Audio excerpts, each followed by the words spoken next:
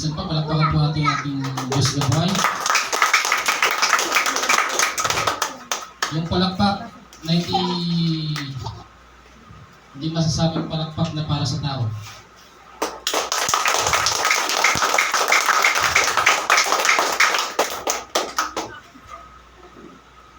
Malakas na ba yan? Minsan pa, yung pinakamalakas.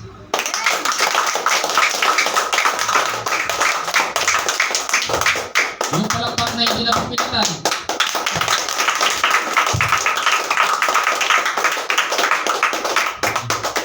Praise God, purihin ng Diyos.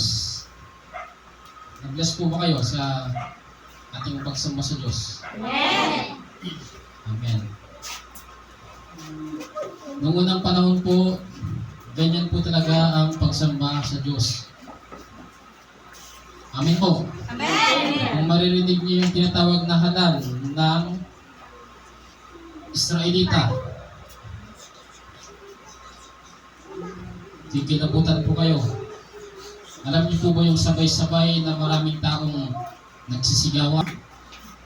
Imagine po rin niyo yan. Nanonood po ba kayo ng mga pelikula? Yung mga tribo-tribo. Yung mga tumutugtog sila, yung parang nagdidiwang sila. Ganon po yung mga Israelites po noon. Sabay-sabay silang magdadrum. May mga instrumento po silang ginagamit para mag-ingay. Ngayon, imagine po ninyo, kung maririnig po natin yun, ano po kaya ang mararamdaman natin? Ganon sila magpuri sa Diyos. Sabay-sabay silang sumisigaw, sabay-sabay na drum, kunyari, drum, sabay-sabay yan kakalampagin. Gitara, sabay-sabay, maraming gitara, sabay-sabay yan na. Trumpeta, sabay-sabay nilang hihipan yan. Ganon po kaya kaingay yun? Sa tingin ninyo? Gaano po kaingay yung ginagawa ng Israelita that time? Na-imagine po ba natin yung ginagawa ng Israelites? Kung paano sila magpuri sa Diyos? Gaano po kaya? Ngayon po nakikinig po si Satanas that time. Ano po kayang ginagawa niya?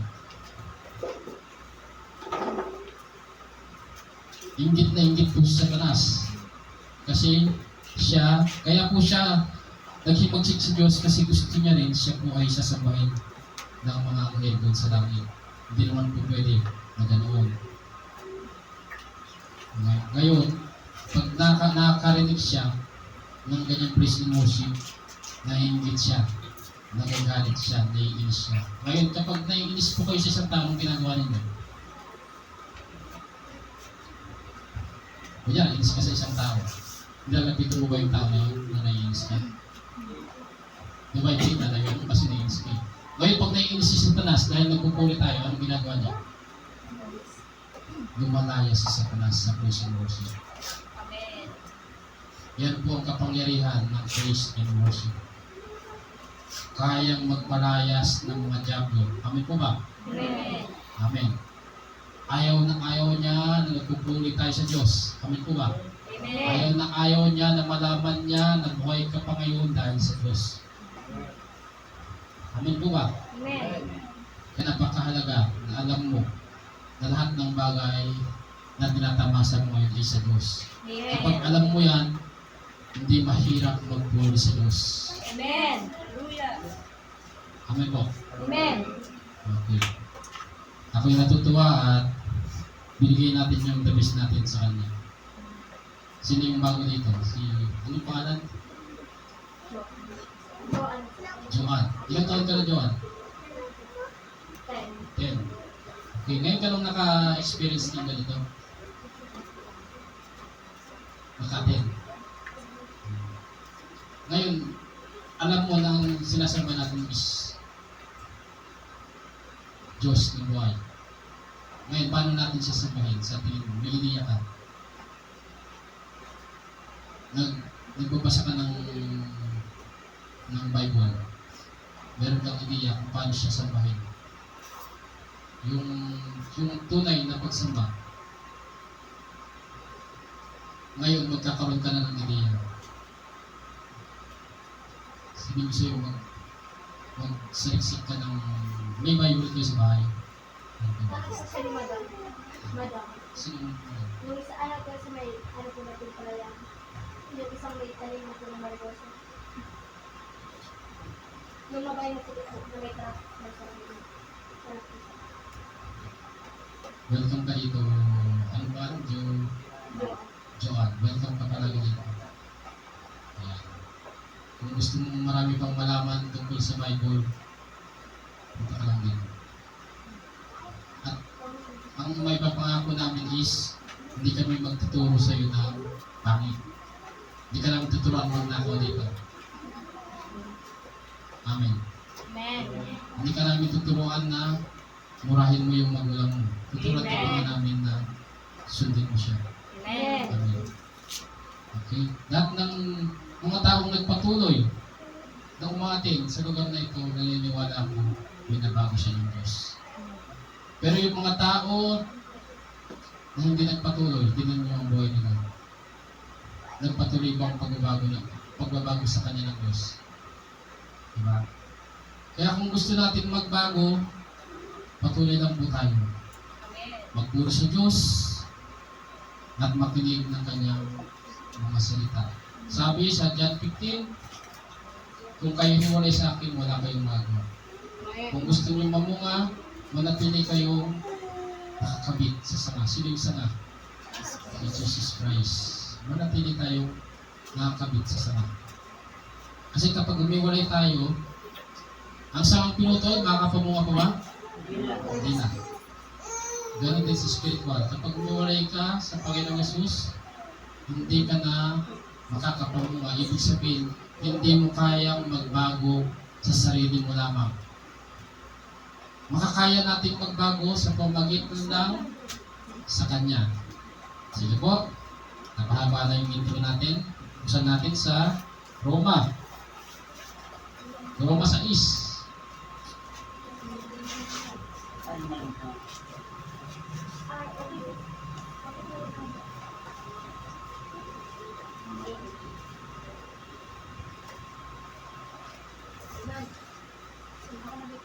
Roma 6. Nakma. Narinig na.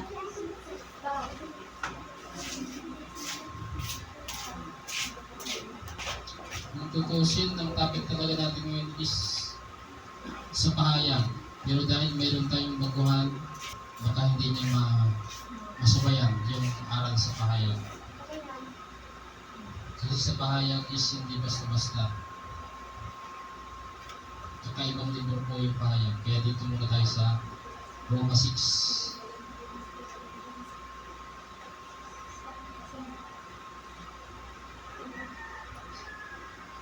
Nandiyan na po ba kayo sa Roma 6? Amen. Amen. Anong title po dyan? Patay ka pa sa laman.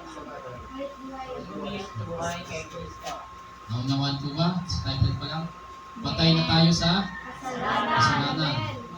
Ngunit buhay tayo kay Kristo. Kristo. Ibig sabihin ng patay na sa kasalanan is hindi ka na gumagawa ng kasalanan. Amen po ba? Amen. Ngayon, buhay ka kay Kristo. Ibig sabihin, isinasa pamuhay mo ang buhay ng Panginoong Jesus.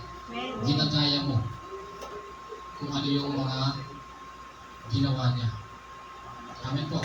Amen. Okay, nasa tayo manalangin. Ang Diyos na buhay, kapila sa lahat. Salamat po sa oras na ito na kami nagkatipon upang makinig ng inyong banal na salita. Ama, dinadalangin ko ng inyong mga salita ay maging makapangyarihan sa lahat. Hindi po namin ito mapapakinggan lamang, kundi ito'y mapapakinggan namin matatalim sa pinakamalalim na bahagi ng aming mga puso at ito po'y mag-uugat, tutubo at mamumunga sa aming buhay. Ama, gamitin niyo mo lamang po ako bilang instrumento upang may pahayag ng inyong mga salita. Lahat po ng aking sasalitain ay yun lamang po kalooban niyo. Salamat po, ito po ang aming dalangin sa pangalan ni Jesus. Amen. Patay sa kasalanan, ngunit buhay kay Kristo. Amen. Verse 1. Ano ngayon ang sasabihin natin? Patuloy ba tayong magkakasala upang sumagana sa atin ang kagandahang loob ng Diyos? Mas maganda siguro, basahin natin itong umakit tayo ng konti sa 20.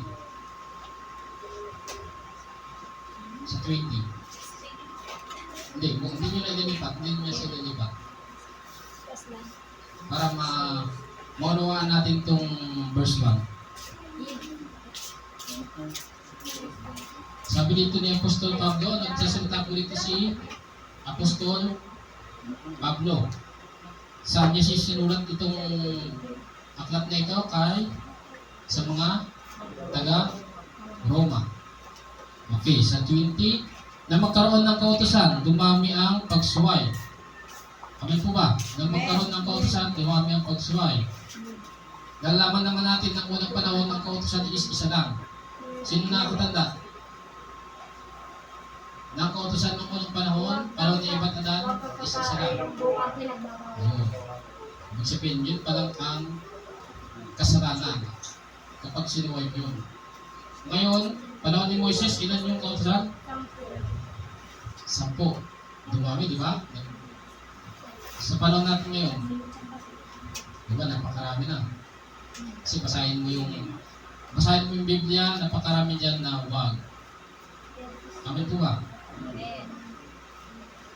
Verse 20, na magkaroon ng kautusan, dumami ang pagsuway. Kung wala sanang kautusan, walang pagsuway. Ngunit sa pagdami naman ng pagsuway ay lalong sumagana ang kagandahang loob ng Diyos. Amen po ba? Amen. Dumami ang pagsuway, sumagana rin ang kagandahang loob ng Diyos. Tinubos niyo pa rin tayo sa tiyak na kapahamakan. Amen po. 21. Kaya nga kung paanong naghahari ang kasalanan sa pamagitan ng kamatayan, gayon din naman maghahari ang kagandahang loob ng Diyos sa pamagitan ng pagpapawalang sala. Alam po ba natin yan kung paano tayo magpapawalang sala? Alam po natin. Kapag Kristiyano tayo, dapat alam natin yan. Amin po ba? Paano tayo magpapawalang sala? Tanggapin natin ang Panginoong Isus. Pagsisiyan natin, talikdan ang ating mga kasalanan. Amin po. Amen. Manampalataya tayo sa ginawa ng Panginoong Isus doon sa krus ng Kalbaryo. Okay. Ito ay magdudulot ng buhay na walang hanggan sa pamamagitan ng ating Panginoong Jesucristo. Okay na. Meron tayong background sa ito, yung para maunawaan natin itong verse 1. Roma 6 verse 1. Sabi dito, verse 1, ano ngayon ang sasabihin natin? Alam niyo po si Apostol Pablo is advanced din mag-isip. Alam niya rin kung merong mga abusado. Amen po ba? Amen. Ngayon, dahil narinig niyo naman ito, di ba? Dahil dumami ang pagsaway, dumami rin ang kagandahang loob ng Diyos. Ngayon, maraming abusado.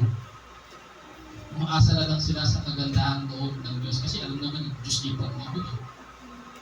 Tatatawarin ako ng Diyos. Basta mamaya pagtulog ko, Panginoong Diyos, linisin niyo po ako ng banal na dugo ng Panginoong Jesus. Tapos kinabukasan na naman, panibago na naman, gawa ka na naman ng kasalanan. Ano yun? Anong tawag sa mga ganong tao? Abusado. Yun po ba ang gusto ng Diyos? Maging abusado tayo. Si kakasala upang sumagana sa atin ang kagandahang loob ng Diyos. Anong ibig sabihin na gusto pa diyan? Tinatanong niyo tayo. Dahil ba nalaman natin na ganun ang Diyos natin? Nagpapatawad, aabusuin ba natin? Hindi. Sabi niya Apostol Pablo, verse 2, hindi. Tayo'y patay na sa kasalanan. Simula nung tinanggap natin ang Panginoong Yesus sa ating buhay, patay na po tayo sa kasalanan. Amen po. Amen. Amen. Amen, George, ha? Mamaya makikita kita sa kalye. Ikaw yung nanununtok doon. George. Okay. Baka mamaya ikaw yung siga doon, George, ha? Hindi naman, George. Okay. Amen. Tayo'y patay na sa Kasalanan. kasalanan. Paano pa tayo mamumuhay sa pagkakasala? Di ba? Kapag patay ka na sa kasalanan, paano ka mamumuhay sa pagkakasala? Patay ka na dun eh. Di ba? Pero kung patay, sinasabi mong patay ka na sa kasalanan, pero kung nakikita naman sa buhay mo, gumagawa ka pa rin, totoo kaya na patay ka na doon. Ibig sabihin, hindi pa, di ba? Maliwanag na yung mga gawa natin ang nagpapatunay kung patay na tayo sa kasalanan. Amen po. Amen. Verse 3, hindi ba ninyo alam na tayong lahat na nabautismuhan kay Kristo ay nabautismuhan sa kanyang kamatayan? Sino nandito yung nabautismuhan? Amen. Okay. Parang kunti lang ah. Sino dito nabautismuhan? Amen. Sino pa? Ay, si George, hindi pa. Ako si Joan. Hindi pa sila nabautismuhan. Sabi dito, hindi ba ninyo alam na tayong lahat na nabautismuhan kay Kristo Jesus ay nabautismuhan sa kanyang kamatayan? Diba? Pag nabautismuhan ka na kay Kristo Jesus, nabautismuhan ka na ng kanyang kamatayan. Verse 4, sa makatwid tayo'y namatay na at nalabing nakasama niya sa pamamagitan ng bautismo upang kung paanong binuhay muli si Kristo sa pamamagitan ng dakilang kapangyarihan ng Ama, tayo rin ay magkakaroon ng panibagong buhay. Alam niyo po ba yung pagkabuhay na muli? Ang pinakapanganay po natin is si Jesus Christ. Kung paanong si Jesus Christ ay namatay. Diba? Sino din nakakalam ng istorya ni Jesus Christ?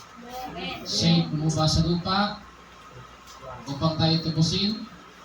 Nilibak siya ng mga Hudyo. Pinako siya sa krus. Ngayon, kapag pinako sa krus, mabubuhay ba o mamamatay? Mamamatay. Dahil, bakit siya namatay?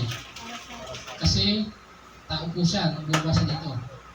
Hindi po siya, bagamat siya Diyos, pinubad niya ang kanyang pagka-Diyos. Kaya nga maraming may question bakit si Jesus Christ siya namatay? Diba? Naging tao po siya para mamatay para sa atin. Ngayon, nung namatay siya, ano nangyari? Patuloy ba siyang patay? Siya lamang po, namumukod tangi na nabuhay, na sinasamba ngayon. Si Ana namatay, nabuhay ba? Sino ba? Magbigay kayo ng example ng mga sinasamba ngayon ng mga tao. Mga elepante, di ba? Sinasamba siya ibang bansa. Pag namatay yung elepante, nabubuhay ba? O bakit sinasamba ng tao? Hindi nabubuhay. Tayo, pag malaki natin na yung sinasamba natin is nabuhay. Amen po. Hindi siya nanatiling patay. Amen po. Yung Diyos natin gumagalaw. Amen na naman. Yung Diyos natin gumagalaw. Amen. Yung Diyos natin hindi nakahiga. Amen. Yung Diyos natin lumalakad. Amen. Yung Diyos natin may kakayahan magpabago ng buhay ng isang tao. Amen. Tignan nyo. Ang Diyos nila, kahit na marinig tayo, ang Diyos nila patay. Tignan nyo yung pamumuhay nila. Walang pagbabago. Diba? Amen po. Amen. Masakit yan sa kanila pero kailangan nating sabihin yan. Amen. Amen po. Amen. Kung yung masakit na yan na pananalita na nabibitawan natin, iyan ang magpapagising sa kanila sa kanilang kabulagan spiritual. Sabihin mo natin. Ang salita ng Diyos ay masakit, pero ang salita ng Diyos ay katotohanan at ang katotohanan lamang ay magpapalaya sa atin. Amen po ba? Amen. Amen. Kaya huwag din naman natin papahiya ang ating Diyos. Sa pag-atin natin dito, pakita din naman natin na patuloy yung pagbabago natin. Amen. Huwag natin ipapahiya. Huwag natin dudumisan ang salita ng Diyos. Amen po. Amen.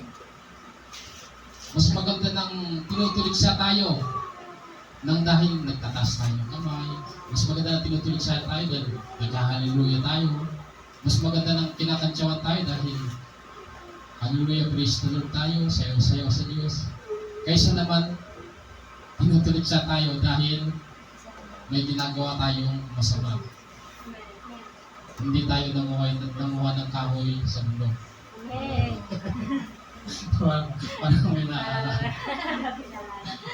Amin po ba? Amen. Okay.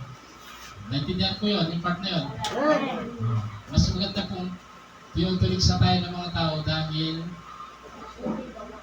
sa bumubuting gawa po natin. Amen po. Okay. Anong verse na po tayo?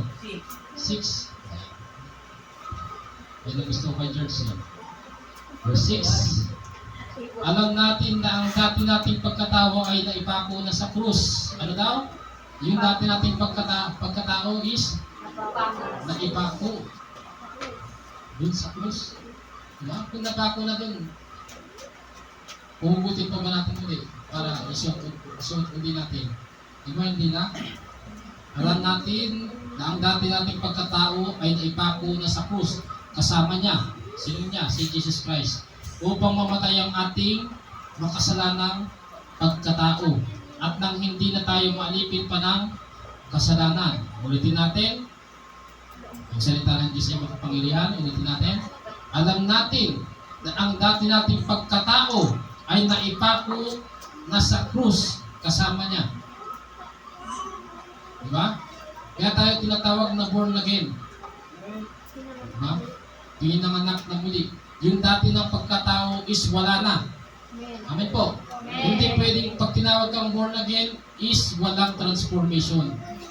Pag tinawag kang born again, may transformation na mangyayari. Yung dati mong ikaw, wala na yun. Amen po. Dati kang di naliligo, ngayon naliligo na. Amen po ba? Okay. Ano pa? Dati kang bad breath. O, ngayon, isipin nyo na. Alam ni Delivered siya na. Hindi nagpupuri sa Diyos, ngayon nagpupuri ka na. Dati hindi ka nagtataas ng kamay, ngayon nagtataas ka ng kamay. Dati mo nang hiya, ayaw mo kayo. Dati mo hiya, kasi ayaw mo nang hiya.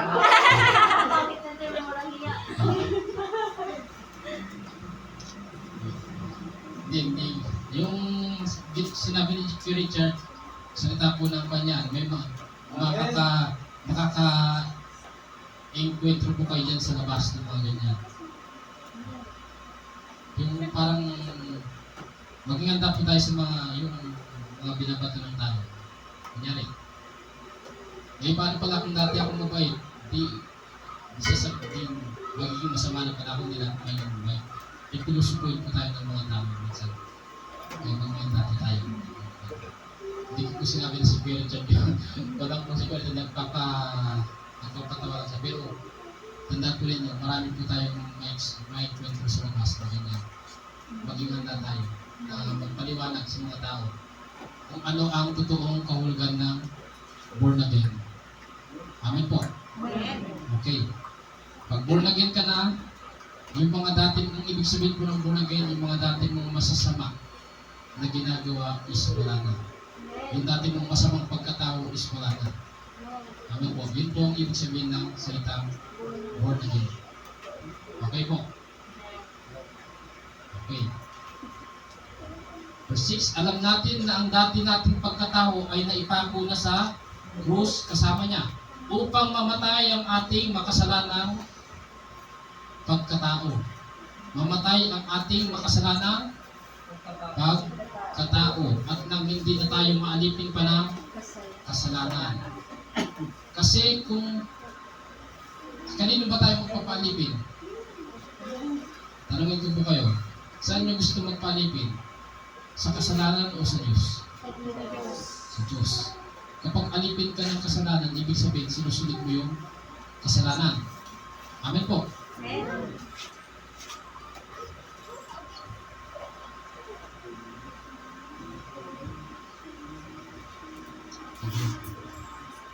Kapag alipin ka, kunyari, alipin ko kayo. Ibig sabihin, sinusunod. Di ba sa mga nangangamuhan, alipin tayo nung nagpapasahod sa atin. Ngayon, dahil pinapasahod nila tayo, alipin nila tayo, anong ginagawa natin? Sinusunod natin sila. Amen po. Amen. Ngayon, kapag alipin ka ng kasalanan, ibig sabihin, sinusunod mo yung kasalanan. Kapag alipin ka ng Diyos, ibig sabihin, ang sinusunod mo ay ang Diyos. Ngayon, papipiliin ko po kayo, saan mo gusto mong palipin? Sa kasalanan o sa Diyos? Amen. Maliwanag na sa Diyos yung sagot po ninyo. Kaya, ipakita po natin na hindi tayo alipin ng kasalanan, kundi alipin tayo ng Diyos. Ibig sabihin, pag alipin tayo ng Diyos, sinusunod natin itong kanyang banal na salita. Kasi alipin tayo ng Diyos. Amen po ba? Okay? Verse 7. Sapagkat ang namatay na ay pinalaya mula sa kapangyarihan ng kasalanan. Kapag namatay ka na sa kasalanan, pinalaya ka na sa kapangyarihan nun. Diba? Ano yung kapangyarihan ng kasalanan? Sino nakakala? Yung kamatayan. Kapag nagkasala ka, mamamatay ka. Meron po tinatawag na unang kamatayan at meron din tinatawag na pangalawang kamatayan. Ano po ba ang pinakamalalim na ibig sabihin ng kamatayan? Sino po ang nakakalam? Pinakamalalim na ibig sabihin ng kamatayan. Alam niyo po ba, sinasabi po ng Bible, ang ibig sabihin ng kamatayan is pagkahiwalay sa Diyos. Yung mawalan ka ng connection sa Diyos, relasyon. Kailan po naganap yung unang kamatayan? Sa panahon po ni Eva at Adan. Diba? Simula nung sinuway nila ang utos ng Diyos. Ngayon, kapag sinuway mo ang utos ng Diyos, anong nangyari? Kasalanan. Anong kapangyarihan ng kasalanan? Kamatayan. Yun po yung unang kamatayan. Unang pagkawalay ng tao sa Diyos. Naintindihan po? Yun po yung pinakamalalim na kahulugan ng kamatayan. Pagkahiwalay mo sa Diyos. Ngayon, kapag hiwalay ka sa Diyos, patay ka. Amen po. Kapag konektado ka sa Diyos, buhay ka. Kaya makakaasa tayo na lahat ng mga konektado sa Diyos, pagdating ng panahon, may buhay na walang hanggan. Amen po. Parang hindi masaya. Kapag konektado ka sa Diyos, makakaasa po tayo na tayo po ay may buhay na walang hanggan. Amen. Sino pong gusto mauna doon?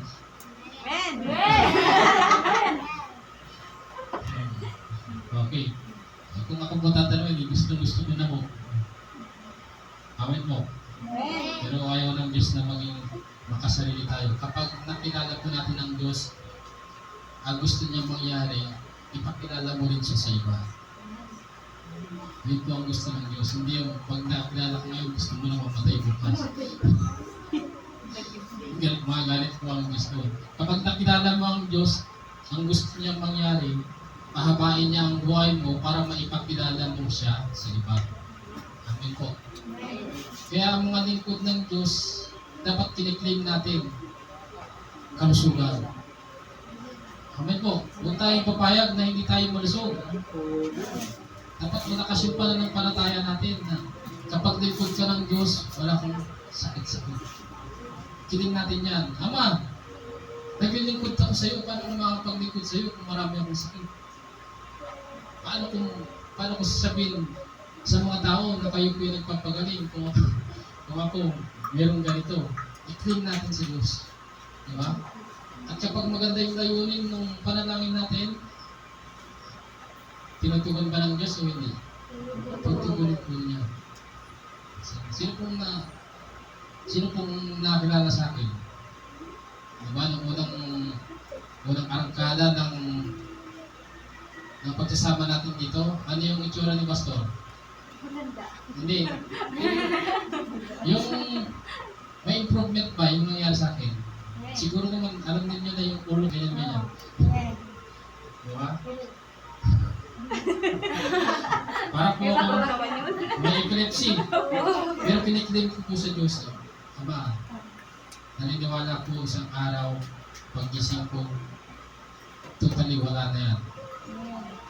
Yun yung kiniklaim ko sa Diyos. Naniniwala. At iyan pong kiniklaim ko na yan, balang araw, ipagpapatok po yun sa maraming tao. Pag nakilala ko, kung makikilala lang ako at sister ng Binoon, itong ulo ko, hindi ko ito mapitigan na bagay mo yan. Di ba, Jason? Alam ni Jason yun. Pero ngayon, di ba, meron pa rin naman, pero hindi na ganun ka, ha? Pag-iwan dito, bitch, ng power of God na. Kunin siya. Kunin siya ng ano po. Ito, bitch. Pastor bitch. Ayun. Ngayon, kailangan ko natin i-claim sa Diyos yung kagalingan natin. Kasi hindi rin natin masasabi sa tao na ang Diyos din nagpapagaling kapag ikaw hindi mismo nakaranas ng kagalingan. Amen. Diba? Kailangan kiniklaim natin sa Diyos yan at samahan natin ng pananampalataya. At naniniwala ako dahil sinabi ko sa inyo ngayon, nagagaling ako 100%. Darating yung time na yun, gagaling ko. Hindi nyo na makikita yung ulo ko na. Jason, tuwang-tuwa si Jason kung nakikita ko eh.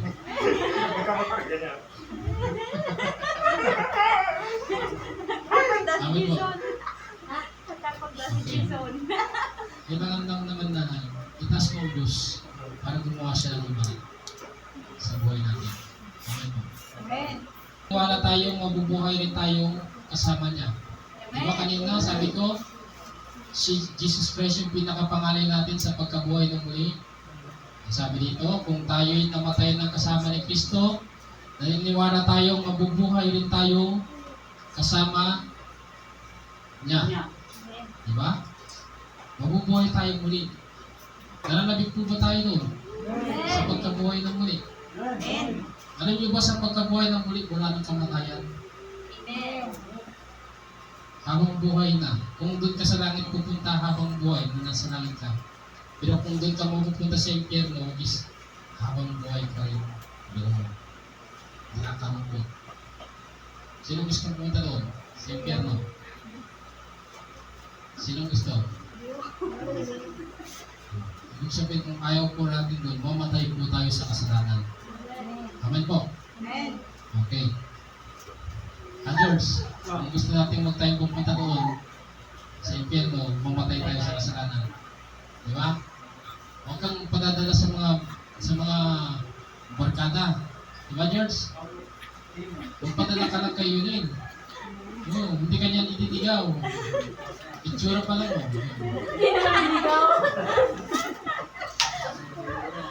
May tiwala ka ba sa itsura na yun eh? Meron po. Maniwala ka lang. Si George may tiwala kayo yun. Si Yulin parang malala sa yun eh. Buti pa yung ibang tao may tiwala kayo yun eh. Pero si Yulin parang siya yung walang tiwala din sa sarili. Sabi namin. Amen po. Amen. Okay. Verse 9. Alam nating si Kristo na muling binuhay ay hindi na muling mamamatay. Di ba? Hindi na muling mamamatay. Tayo rin po ay pag binuhay na muli, hindi na tayo mamamatay. Amen. Wala nang kapangyarihan sa Kanya ang kamatayan. Maging sa atin, wala nang kapangyarihan ng kamatayan. Kapag binuhay po tayo muli. Kapag nagbalik na ang Panginoong Jesus. Amen po. Bubuhayin tayo muli. Verse 10, nang siya'y mamatay, namatay siya ng mainsanan para sa lahat ng panahon dahil sa kasalanan. Ulitin natin, nang siya'y mamatay, sino yung siya? Si Jesus Christ. Nang mamatay si Jesus Christ, namatay siya ng minsanan. Ano sabi? Minsanan.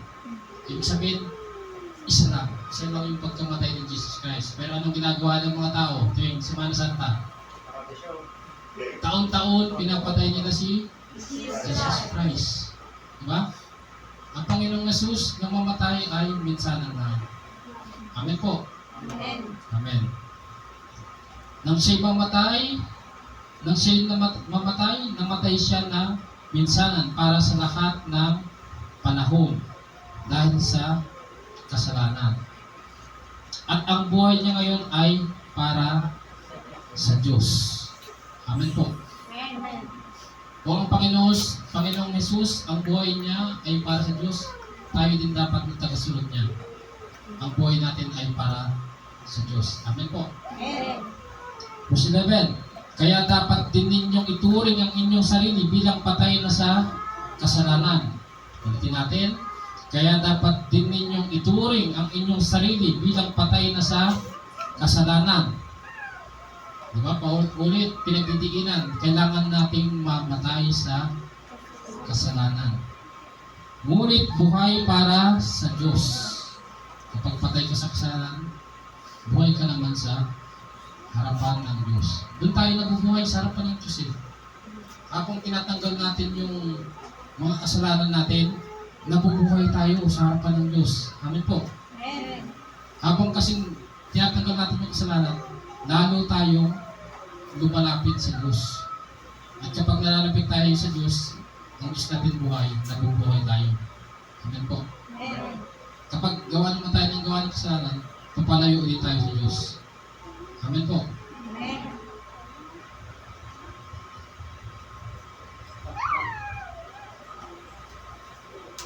Verse 10,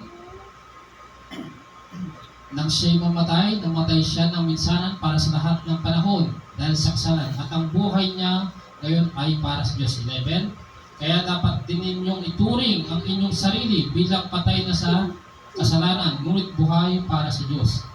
Sapagkat kayo'y nakipag-isa na kay Kristo. Lahat naman po siguro dito nakipag-isa na kay Kristo. Amen po. Amen. Hindi nakipag-isa kay Satanas. Kay Kristo po tayo nakipag-isa. Amen. Si Jesus Christ po is, sabi sa pahayag, siya yung, kung sa ikakasal sa yung lalaki, anong tawag sa lalaki? Groom. Groom. Pulis yung pas. Pulis Pulis yung pas. Pulis. Pulis. Pulis yun. Groom. Ayan, groom. Tapos yung babae, Right. Right. bride. Yung mga mahinay na sa English, may narinig ako sa English. Baka yung slice bread, yung slice bread na. Slide bread. Original. Ako din mo yung minsan pero, naamin ko po yun, na ako po yung hindi ako 100% magaling sa English, pero panagawa ko po yung the best ko para matutuloy. Amen po ba? Amen. Amen.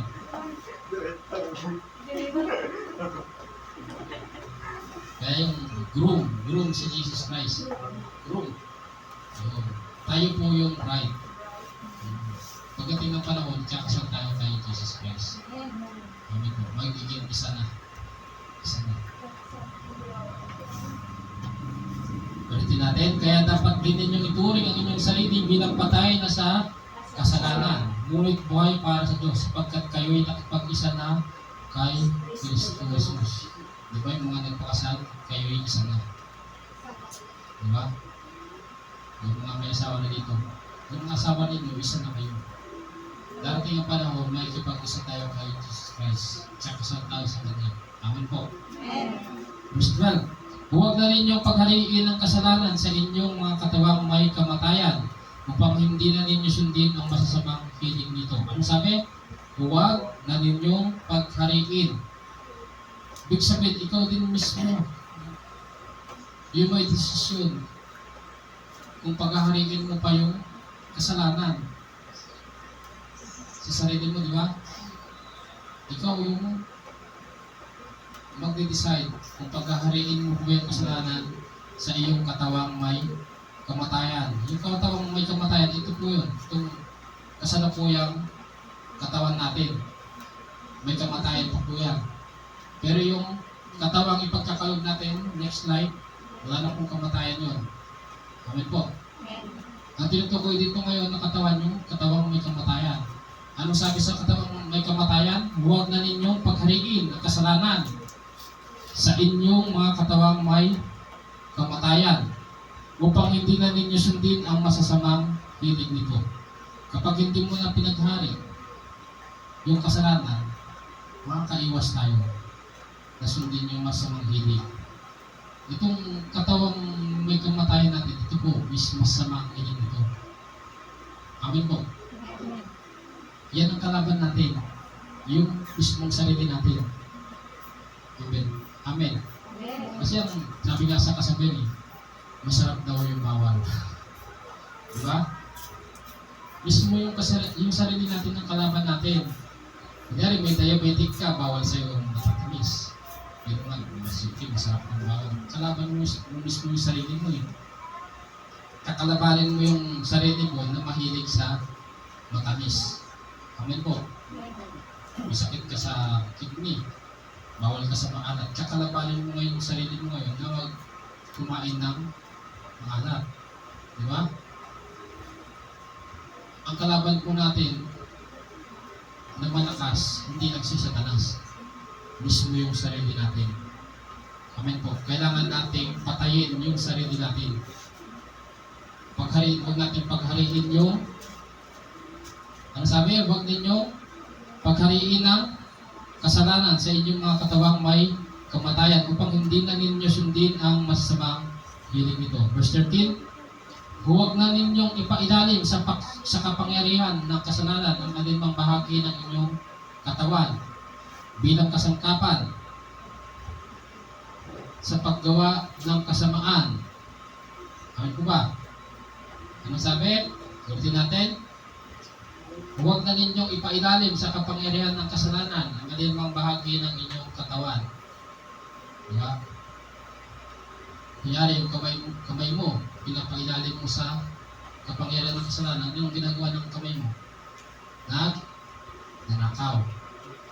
Kunyari, yung bibig mo, pinapailalim mo sa kapangyarihan ng kasalanan. Ano ginagawa ng bibig mo? Nagmamalitis. Kunyari, yung mata mo, pinapailalim mo sa pangyarihan ng kasalanan. Anong tinitingnan niya? Jason, kinding-kinding. TikTok. Diba? Huwag na natin ipailalim. Huwag na ninyong ipailalim sa kapangyarihan ng kasalanan ng alinmang bahagi ng inyong katawan bilang kasangkapan sa paggawa ng kasamaan. Marami na po tayong malagos.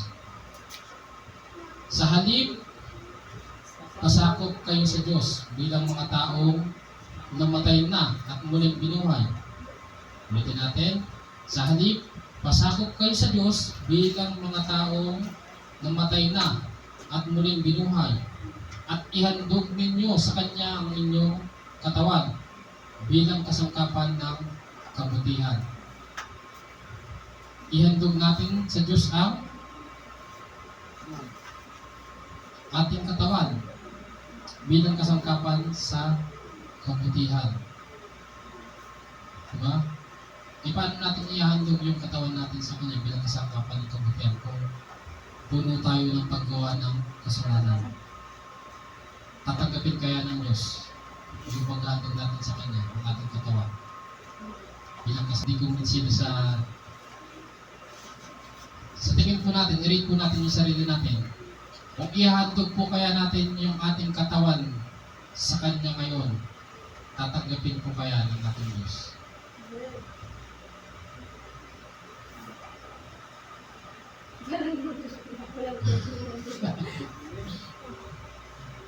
Diba? Hindi ko po kayo, ginajudge. Hindi ko rin ginajudge yung sarili ko. Wala akong ginajudge ngayon. Kundi ito po yung pinag-aaralan natin para maging aware po tayo. Amen po. Maging aware po tayo na kailangan talaga nating mamatay sa kasalanan. Amen po. Amen. Hindi pwedeng pag tinawag kang born again is marami ka pa rin ginagawa sa dati mong pagkatao. Pag tinawag kang born again, kailangan burado na. Wala ka nang ititira. Amen po. Nakikinig tayo ng salita ng Diyos hindi para manatili tayo makasalanan. Nakikinig tayo ng salita ng Diyos para makakilos ang Diyos sa buhay natin. Kapag napakinggan natin ang kanyang mga salita, nagkakaroon tayo ng ideya kung ano yung babaguhin natin sa buhay natin. Amen po ba? Ang taong hindi nakikinig ng salita ng Diyos, nire-reject niya yung salita ng Diyos, parang sinasabi niya na rin sa Diyos, hindi ako magpapabago sa iyo. Pero pag patuloy ka nakikinig sa salita ng Diyos, binibigyan mo ng pagkakataon ng Diyos na baguhin ka niya. Amen po. Kasi kapag napapakinggan mo ang salita ng Diyos, nalalaman mo ang tama at mali. At kapag nalaman mo na yung tama, anong dapat gawin? Itama mo yung sarili mo. Kapag nalaman mo na mali pala yun, yung ginagawa mo, tanggalin mo. Amen po. Hindi yung pipiliin lang natin kung ano yung gusto natin sundin. Amen po. At alam naman siguro ninyo na lahat ng tinuturo ko dito is binabasa ko sa Bible. Kaya, huwag po natin ugaliin na pinipili lang natin yung gusto natin sundin. Amen po. Eh kapag mahirap yung pastor pwede bang tsaka ko na lang susundin yan, pastor? Hindi po ganoon. Kapag tinawag kang born again, lahat tatanggalin mo yan. Amen po. Para makasigurado po tayo na sa muling pagkabuhay, kasama po tayo. Sa pagbabalik ng Panginoong Yesus, hindi tayo kakaba-kaba. Sino dito handa na ba? Magkakatayan sa krusada. May kakatayan tayo na malikita. Handa ka na ba? Handa ka na ba? Sa pagbabalik ng Panginoong Yesus. O kakaba-kaba ka pa? Para mawala yung kaba-kaba natin, mamatay po tayo 100% sa kasalanan.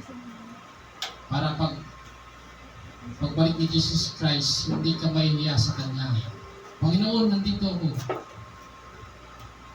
Malakas ang loob ko. Nakasama ako sa rapture.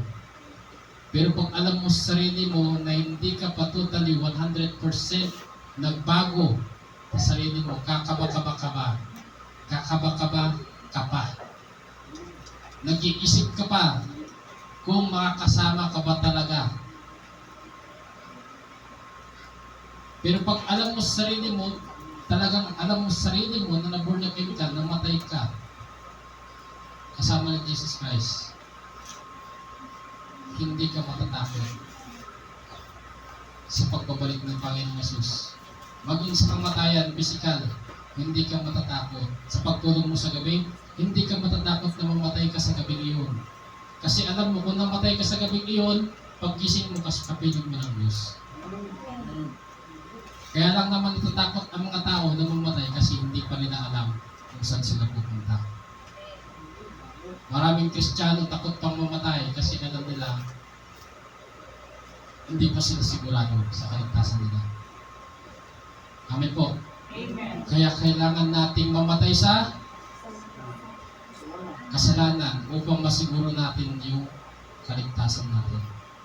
Amen po. Lapit na tayo matapos.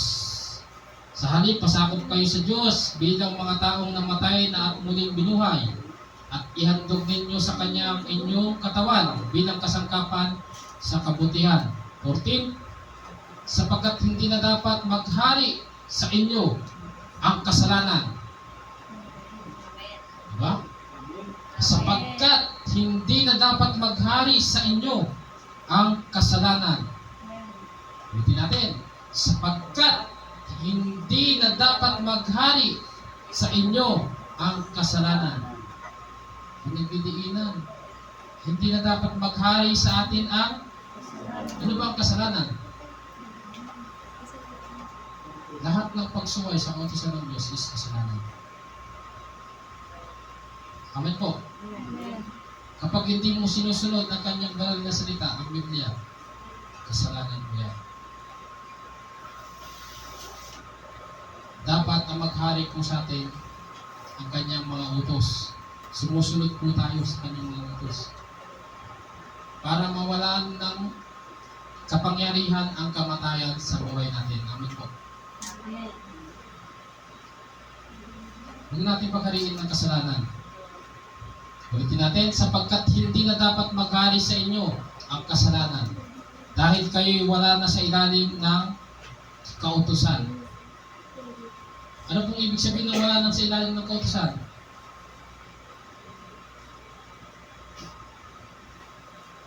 Anong ibig sabihin yan?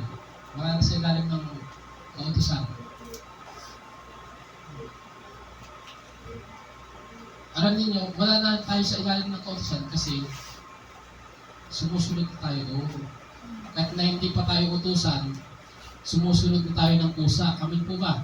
Amen. Hindi mo na kailangan paggalawin pa.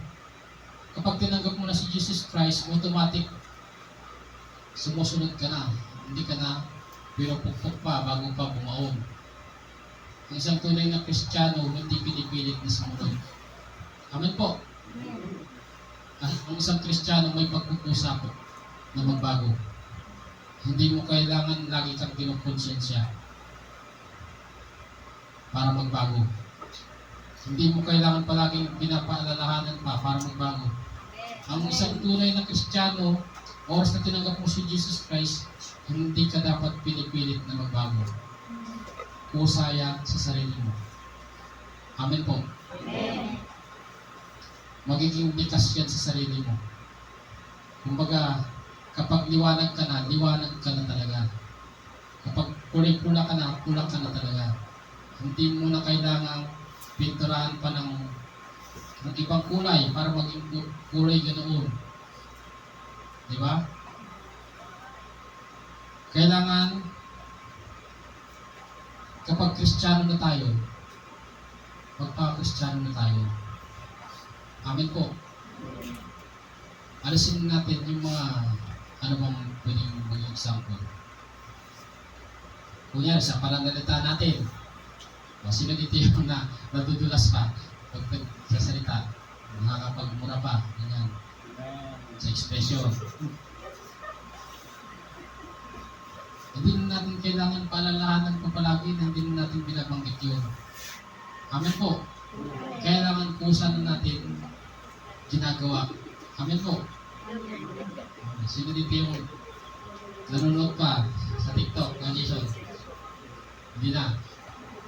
Ang tumitingin ng mga kending girls. Hindi na.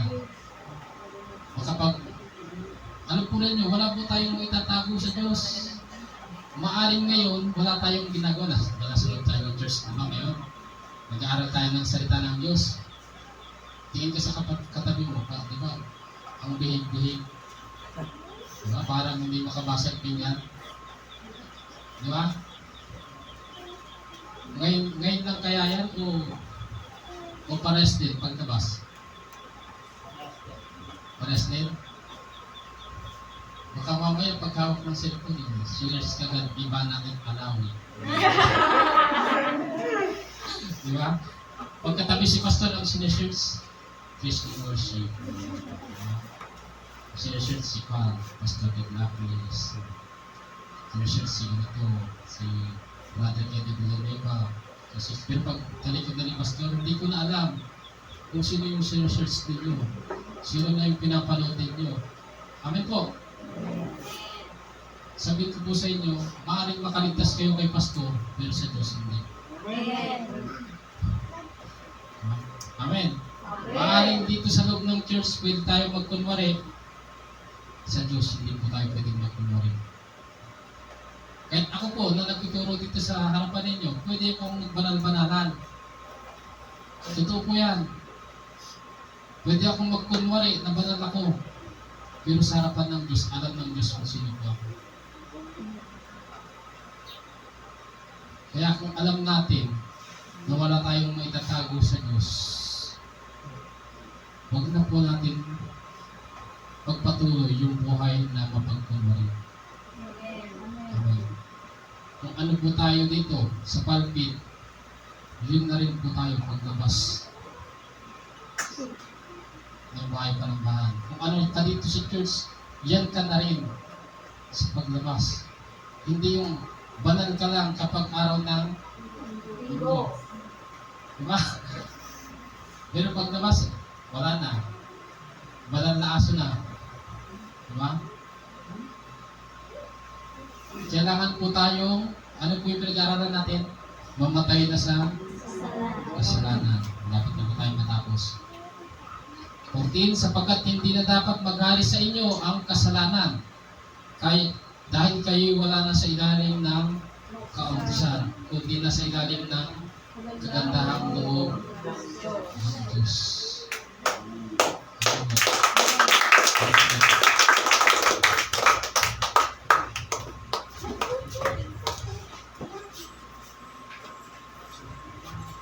Praise God. Handa na po ba kayo magpasakop sa Panginoon? Parang kulang pa yung convincing power ni Pastor. Handa na po ba kayo magpasakop sa Panginoon? Amen. Praise God. Ipagkatiwala po natin ang buong pagkatao po natin, ang buong kaluluwa po natin sa Panginoon. Amen po ba? I-surrender po natin lahat po ng mga alalahanin natin, lahat po ng mga worries